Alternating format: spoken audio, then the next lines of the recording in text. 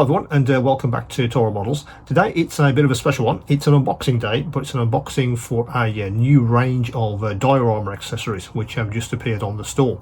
I have a limited range from RT-Diorama, which many of you know, that's a very highly respected brand out of Germany. RT-Diorama have been expanding their range over the last few years, and I wanted to get at least a limited range to begin with onto the store. I'm hoping to expand that over the next few months if it's possible. So I'll tilt the camera to the bench as usual, and we'll have a look at the range of new diorama accessories from RT-Diorama. See you in a sec. Well, hello everyone, here we're at the bench. Right, so a new one in the RT-Diorama range is this guy. Now, this one is quite impressive. You can see from the artwork on the box. It's a Sail Skiff, 1/35th scale.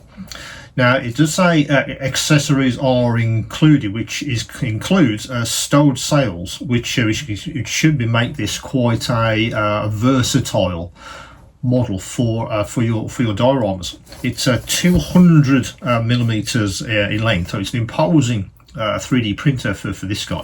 So let's get this out of the box and we'll have a look at it in a bit more detail. So let's get that and lift the whole thing out of the box like that. Back together. We'll leave that in its usual spot there. Now, as with all the models in the RT-Diorama range that have 3D printed parts, you get one of these information leaflets. There's a couple of things on here which are worth paying attention to. It's also safety instructions as well, because this is all resin SLA 3D printing material, which is toxic, and also it can be an irritant. The advice is, if you're going to be manipulating these kind of models over a long period of time, wear gloves, which is all really advisable when manipulating this stuff. I wear gloves normally anyway when I'm making models, so it's not an issue for me. But if you don't normally, maybe that's something to pay attention to, particularly if you're going to be using handling these for long periods of time. The other important thing is, if you're going to modify this guy in any shape or form to create any kind of resin dust or any kind of debris, again, getting it on your hands, but more importantly, you don't want to be breathing that stuff in. So if you are going to be doing that, use either an extractor like the one I've got on the store. Again, I'll put a link in the description below to that tool, or just a simple face covering, just to stop that stuff from being inhaled. Also talks about how to cure parts if it needs curing. Detaching parts as well, we'll talk about that in a second, and also how to finish these parts as well on this leaflet. I've scanned this in, so it's on all of the products which is appropriate to, so you'll be able to read that in more detail.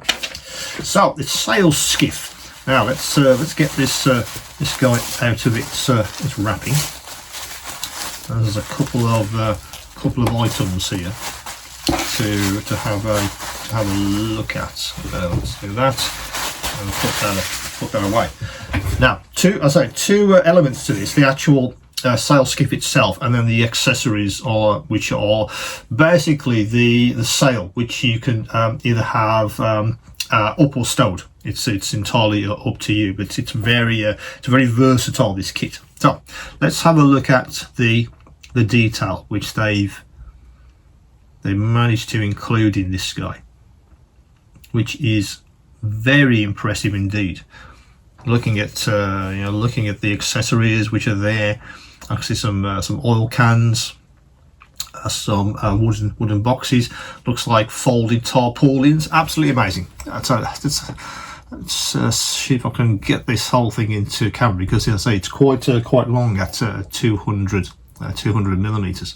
You can see the detail there. If I tip it, you can see some interior detail as well, which is very impressive. Let me flip that across so you can see the other side. That's the wooden boxes, some oil cans, some folded tarpaulins. That's also here as well. But what's very impressive is also the surface detail. If I show you, in fact, it's on both sides. Let me show you if you pay attention to this guy in particular, you can see the surface detail there. I mean, if I run my finger across that, there is actual texture there. which is great to see, particularly when you want to do wood effects, which I do quite a lot of different kinds of wood effects and weathering, that kind of that kind of thing, and that carries through to the interior. So I look at the interior as well. That texture is also carried through there as well.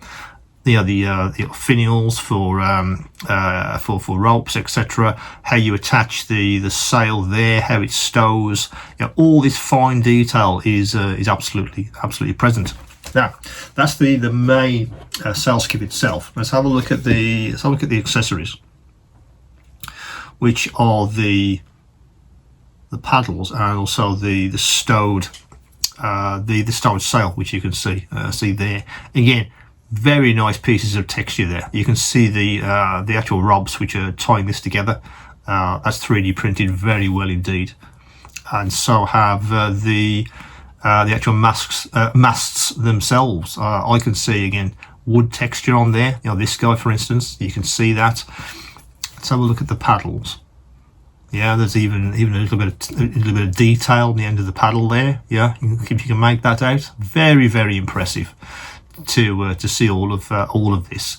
How you would attach the sail if it was up there. Yeah, obviously this isn't a stowed format, but that's what the actual mast would look like if you were attaching the sail. Now, let's have a conversation about getting this guy off its support. Now, if you look at this side, for instance, very fine detail on some of these. Now, what the instruction leaflet offers is a couple of ways of doing that. You could immerse this in warm water to get the supports a bit more malleable, yeah, or even hit it with a hairdryer to try and soften some of these parts to get the support to get them off. It's entirely up to you how you approach that. What I would say is be extremely careful when you're actually removing some of these, particularly these parts here, because there's a risk of obviously damaging the model itself. Some of these are very fine indeed. A knife and some nippers, certainly you could go at this with that and you would get these off fairly easily. Things like this, I've mentioned this a great deal in these videos, is ultrasonics, whether they could be something to move to if you were going to do a lot of this kind of model making. If you're moving towards more 3D prints, particularly fine details like this, maybe an ultrasonic could work for you, because you would really just touch the edges of these and the ultrasonic would cut through the resin supports without any problems at all. I'll link to a couple of those devices which I've looked at recently, just so you can have a look at those videos. Might be something that you want to consider, particularly when you're trying to remove fine supports like this guy's got. But in the hand, it looks very impressive indeed. If you're looking to do any kind of water-based dioramas, then this guy would be an absolute centerpiece for that. And of course, if you're going to be even larger dioramas, after all, this is a 200 millimeters. This guy, then that would be very imposing. But it instantly gives you the detail that you might be looking for to raise your diorama to a completely different level of detail. So that's the Sail Skiff from RT-Diorama. It's say 1/35 scale. You get a couple of elements here as well, which is quite nice. 200 millimeters in length. This guy, very imposing piece of modelling, and again with lots of wood texture and other elements on the actual skiff itself, which are very nice to see.